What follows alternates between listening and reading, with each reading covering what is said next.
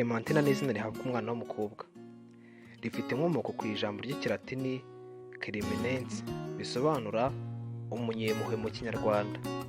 Iri zina rirakunzwe cyane muri Leta Zunze Ubumwe za Amerika, dore ko riri mu mazina igihumbi aza imbere mu yitwa abana benshi kurusha ayandi.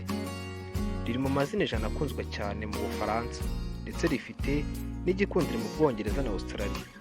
Clementine ni izina rihuzwa na Kiliziya Gatolika, ku buryo byanatumye rimara igihe kirekire ridakoreshwa cyane mu Bwongereza nyuma y'umwaduko w'abaprotestanti muri iki gihugu.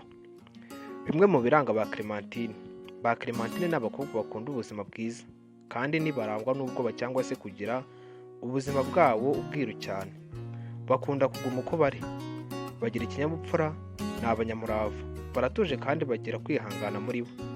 Ni abanyabwenge cyane, bagira imibare ku buryo bikunze no kubafasha kwesa imihigo y'ibintu bikomeye mu buzima bwabo biyemeje. Mu bwana bwabo usanga bakunda kuba bari hafi y'imiryango yabo, bakanigumira iwabo gusa. Ikindi ni uko iyo bakiri bato, ubwenge bagaragaza usanga ntaho buhuriye n'imyaka yabo, kuko baba bakora ibintu nk'iby'abantu bakuru. Ba Clementine ariko rimwe na rimwe bajya bagorana mu myitwarire yabo. Uzasanga hari igihe babaye abiyemezi ndetse ntibagire no kwihangana. Abakobwa bitwa iri zina baritonda cyane, bagira umutima wo gufasha, ni abizerwa kandi bavamo abagore beza. Ndagushimiye tubanye mu rusana rw'izina Clementine ni Cedric Story TV.